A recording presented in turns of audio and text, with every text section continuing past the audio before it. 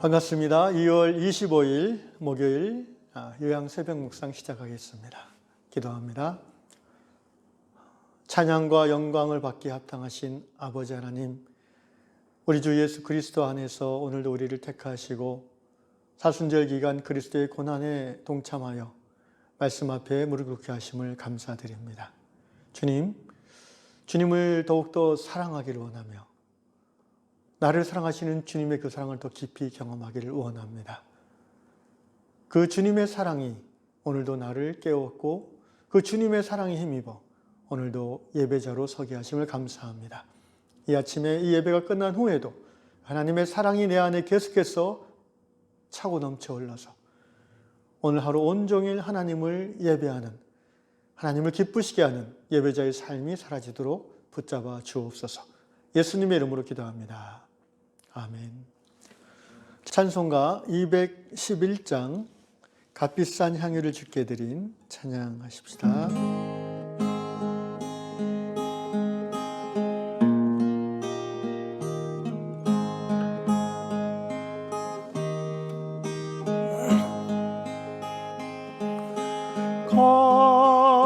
값비싼 향유를 주께 드린 막달라 마리아 본받아서 향기로운 산채물 주님께 바치리. 사랑의 주 내 주님께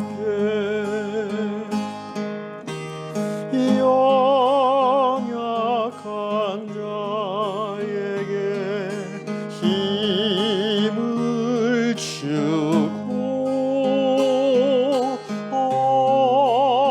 어두운 세상에 빛을 비춰 성실과 인내로 내 형제 이끌린 사랑의 주 내 주님께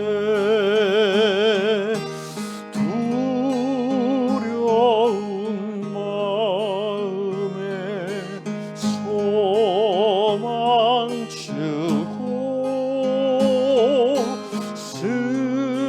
슬픔에 쌓인 자 위로하며 길 잃은 자들을 친절히 이끌리 사랑의 주 내 주님께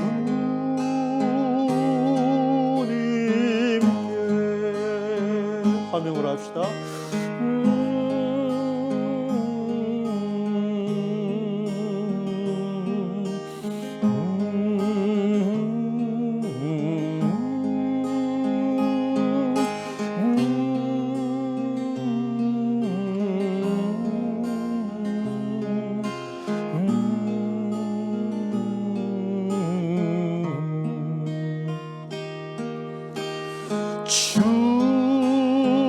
주님을 섬기다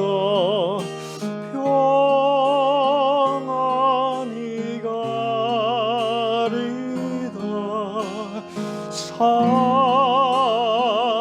사랑의 주 내 주님께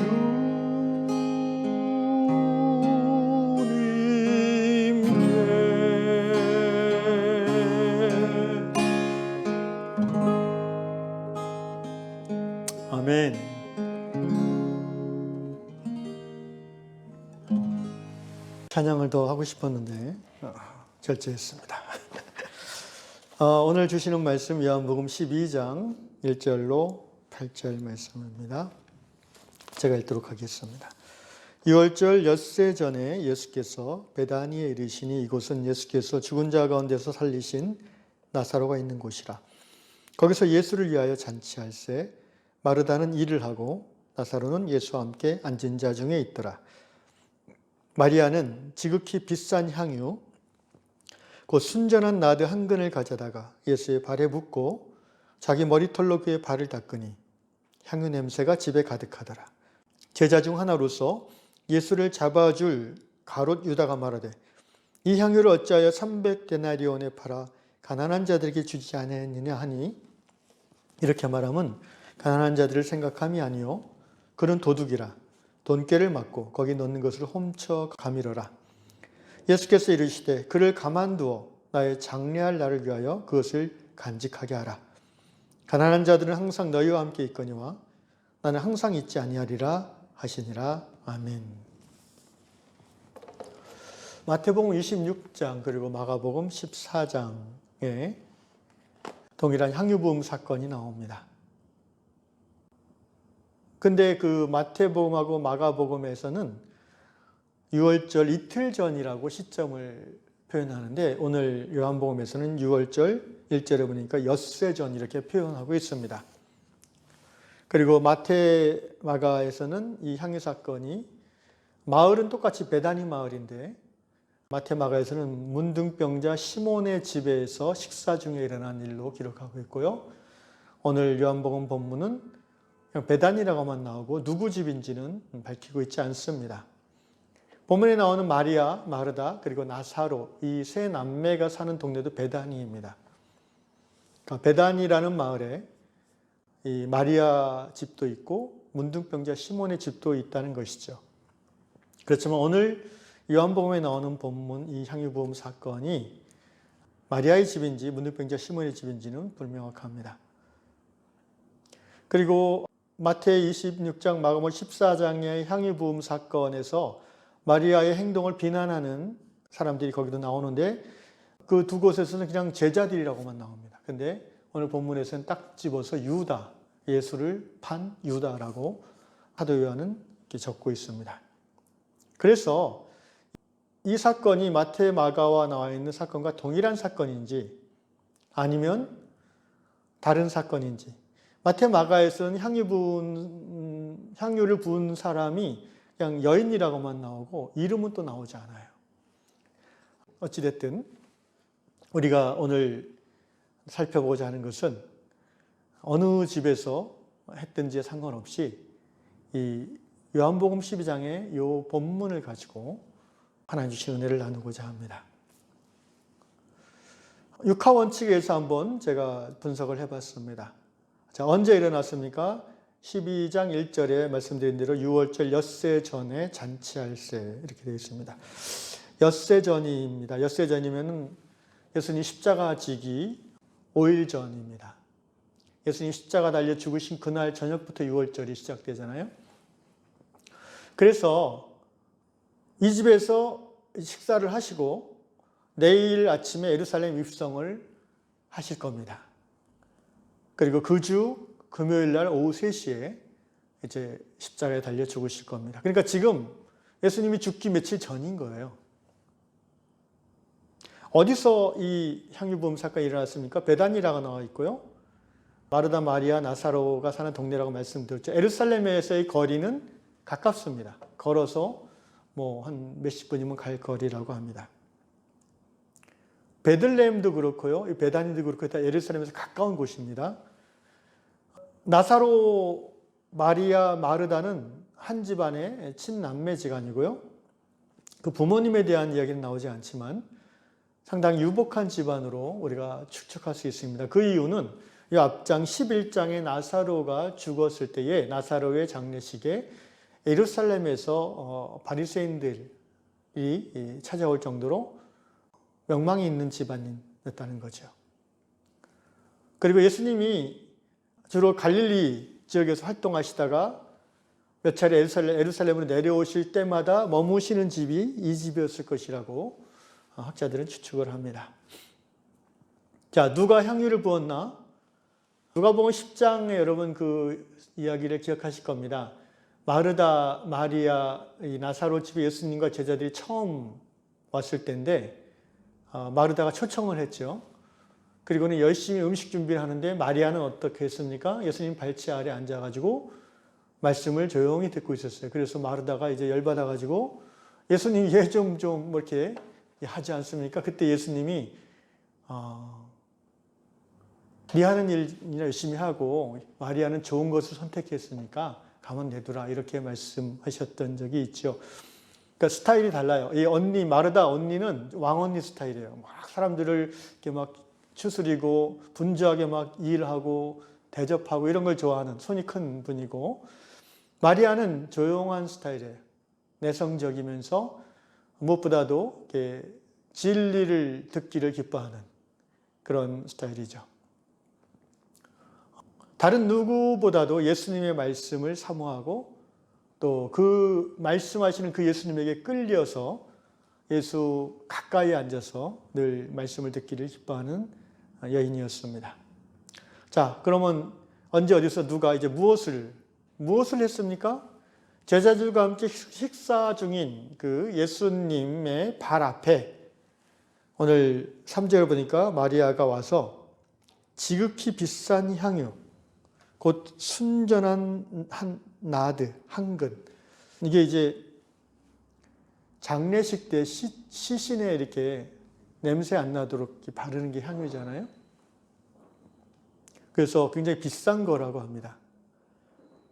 여기 보면은 가룟 유다, 셈이 빠른 가룟 유다가 5절에 그 나드의 값을 대충 300데나리온이라고 판단했어요.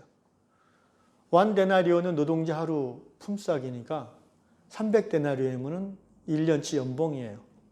요새로 치면 4천만 원 정도 들려나? 연봉이 노동자. 보통 일당 하루에 요새 한 6, 7만 원에서 10만 원이잖아요. 기술이 있으면 20만 원이고. 어쨌든 뭐 한 4천 잡으면은 이게 아무리 좀 부유한 집의 딸이라 하더라도 몇 천만 원짜리를 이렇게 한꺼번에 쓴다는 것은 쉽지 않은 일이죠. 아마도 그 집의 부모가 마리아에게 혼수미천으로 장만해준 가장 큰 보물 이룰 텐데 마리아는 그것을 예수님의 발에 부은 거예요. 그냥 조금 떠다가 바른 게 아니라 뚜껑을 열고 다 부어버렸다는 거예요. 그리고 더 놀라운 거는 수건으로 닦은 게 아니라 자기의 그 긴 머리로 예수님의 발을 깨끗이 닦았다는 거예요. 예나 지금이나 여성의 그 머리카락은 어떤 그 여자다움의 상징이고 또 고대에는 정조의 상징이었습니다. 그래서 머리를 가리고 다니죠. 지금도 중동 지방 사람들은. 그러니까 고대에 이렇게 머리카락을 풀고 다닌다는 것은 행실이 좋지 않은 여자라고 인정하는 그런 꼴입니다.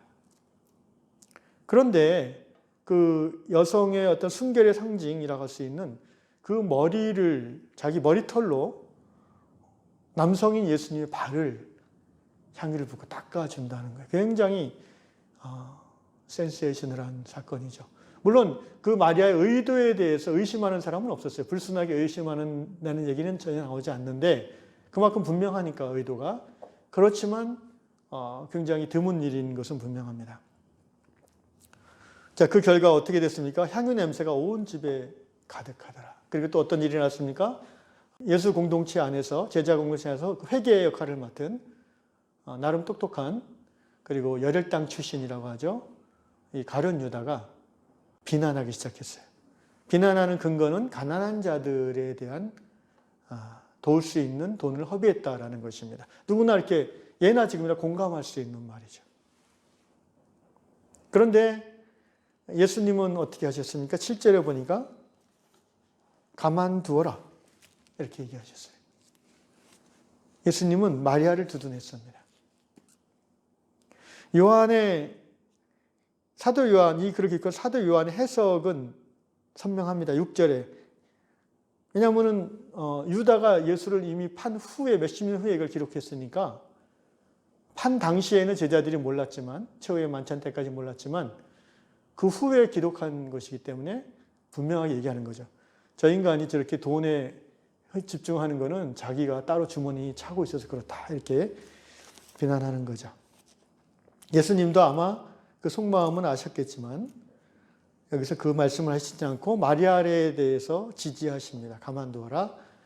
그가 나의 장례식을 위해서 이렇게 하는 것이고, 그리고 그 향유를 그냥 마리아가 뭐 다 쓰진 않았을 거 아니에요. 한 절반 붓겠지만 그걸 그대로 간직하게 놔두라. 그거 뺏지 마라. 이렇게 간직하게 하라 이렇게 얘기하십니다. 그러면서 8절에 가난한 자들은 항상 너희와 함께 있거니와 나는 항상 있지 않다. 가난한 자를 돕는 것 자체를 예수님이 비판하신 게 아니에요. 신구약 성경 전체를 통해서 구제는 굉장히 중요한 신앙인의 덕목이고 또 교회의 사명 중에 하나입니다. 그런데 오늘 예수님은 항상 가난한 자들은 어느 시대나 있다는 거예요. 그 일을 할 수 있는 시간은 많다 이거예요. 그러나 나 예수가 너희와 함께 육체를 가지고 살아있는 시간은 며칠 없다 이겁니다. 때를 분별해서 우선순위를 실천하라는 말씀이지요. 자, 이제 그러면 오늘의 본문으로 좀 들어가서요. 마리아는 왜 이런 행동을 했을까요?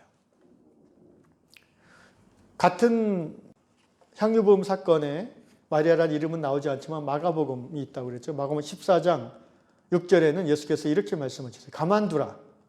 너희가 어찌하여 그를 괴롭게 하느냐? 그가 내게 좋은 일을 하였느니라. 14장 8절 그는 힘을 다하여 내 몸에 향유를 부어 내 장례를 미리 준비했느니라. 그러면서 14장 9절에 마가복음에서 이렇게 말씀하셨어요. 내가 진실로 너에게 이르노니 복음이 전파되는 곳에서는 어디든지 이 여자가 행한 일도 말하여 기억하리라. 그럼 이건 굉장히 극찬이죠. 예수 십자가 부활의 복음이 증거되어지는 모든 곳에 이 마리아의 예수를 향한 사랑이 함께 전해질 거라는 거예요. 제가 묵상하건대 마리아는 그 자리에 있는 예수님의 제자들 중 또 함께 식사한 사람들 중 그 집에 있었던 모든 사람들 중에 유일하게 마리아는 예수님의 십자가 죽음을 감지했던 사람이라고 생각합니다. 장례를 준비하는 거잖아요. 아무한테도 얘기 안 했지만 마리아 자신은 그런 의미로 했고 예수님도 그것을 아셨어요. 사실 예수님은 자신이 십자가에 달려 죽을 것을 미리 얘기하셨습니다. 공생의 끝부분에 마태복음 16장 21절에 보니까 이때로부터 예수 그리스도께서 자기가 예루살렘에 올라가 장로들과 대제사장들과 서기관들에게 많은 고난을 받고 죽임을 당하고 제3일에 살아나야 할 것을 제자들에게 비로소 가르치시니 예수님이 공식적으로 가르치셨어요. 내가 이제 이번에 예루살렘에 들어가면은 장로들, 서기관들, 유대교의 유력자들이 나를 가만 내두지 않을 거다. 나를 붙잡고 나를 고문하고 나를 죽일 거다. 그런데 그것으로 끝나지 않는다. 나는 사흘 만에 3일 만에 부활할 것이다. 그런데 마리아도 들었을 것이고 마르다도 들었을 것이고 예수를 따르던 12제자들이 다 들었을 거예요. 수십 명의 사람들이 그 말씀을 들었을 거예요. 그런데 아무도 믿지 않았어요. 사람은 참 자기 좋은 것만 듣는다는 말이 맞아요. 사람은 자기 좋을 대로만 들어요. 그러니까 똑같은 말을 들어도 받아들이는 내용이 전혀 다를 수도 있습니다. 마리아는 어떻게 예수의 말을 정말로 알아들었을까요? 그렇게. 집중이죠. 관심이죠. 여러분 다른 제자들은요. 예수님이 십자가 지고 죽으러 예루살렘에 오는 그 길목 도상에서도 제자들은 뭘 했어요? 누가 크냐 싸웠다고 그랬어요. 이제 예루살렘 가면 예수님이 왕이 되실 줄 알고 예수님 왕 되면 누가 우의정할래 누가 좌의정할래 서로 싸웠다고 그랬어요. 무슨 말이에요? 예수를 믿으면서도 예수에게 마음이 온전히 집중되어 있지 않는 거예요. 우리가 신앙생활 하면서도 온전히 하나님에게 집중이 안 되는 거예요. 뭐에 집중돼요? 내가 한 자리 할 거, 내가 돈 많이 벌 거, 내가 유명해질 거, 우리 집안 잘 될 거. 신앙은 하나님을 향한 집중이 그 퀄리티를 결정하는 건데 이 당시만 해도 제자들은 그 퀄리티가 높지 않았다는 거예요. 신앙이 없었다는 게 아니에요. 신앙의 순도가 얕았어요. 그러나 마리아는 그 순도가 아주 깊었어요. 어떻게 마리아가 그럴 수 있었을까요? 마리아의 그 모습의 가장 특징적인 게 뭐라고 그랬습니까? 예수의 발치 앞에 다소곳이 앉아서 예수의 말씀에 집중했다. 예수의 말씀, 곧 예수라는 그 사람, 그 예수라는 그분을 향한 마리아의 관심은 굉장히 순도가 깊었다는 거예요. 그분이 하는 한마디 한마디를 허투루 듣지 않았던 거예요, 마리아는. 그러니까 예수님이 당신이 십자가 달려 죽고 부활할 것을 얘기하실 때 마리아는 아마 가슴이 찢어졌을 거예요. 제자들은 그냥 들어 넘겼을 거예요. 왜 자꾸 저런 얘기하셔? 뭐 이러면서. 왜? 자기들이 그걸 원하지 않아요. 예수가 죽으면 자기들은 꽝 되는 거잖아요. 모든 걸 버리고 예수를 쫓은 이유가 뭐예요? 예수가 메시아이기도 하고 예수가 하나님 것을 믿기도 했지만 믿으면 복 받으려고. 우리가 예수 믿으면 복 받으니까 그렇게 한 거잖아요. 근데 자꾸 예수님이 죽는다고 하니까 귀에 안 들어오는 거예요. 그러나 예수를 믿음으로 자기가 누릴 복 이전에 예수 자체에 대한 집중과 사랑이 깊었던 마리아는 예수의 말을 곧이곧대로 이해한 거예요. 그리고 슬퍼졌어요. 오늘 예수님의 이 식사가 이 땅에서 하는 마지막 식사일 수도 있겠다는 것을 깨달아진 순간 마리아는 그동안 고이 간직했던 몇 천만 원짜리 자신의 가장 소중한 재산, 자기가 시집갈 때 쓰려고 부모에게 물려받았을지도 모를 그 소중한 것을 깨기로 결정한 거예요. 왜? 이것이 예수를 향한 자신의 사랑의 표현이에요. 더 이상 드릴 게 없어요. 이것이 내가 드릴 수 있는 최고의 선물이에요. 마리아는 바로 그 믿음으로, 그 신앙으로 예수님에게 향유를 부은 것입니다. 사랑하는 형제자매 여러분, 신앙은 하나님을 사랑하는 거예요. 하나님의 사랑받은 자로서 하나님을 사랑하는 게 신앙입니다.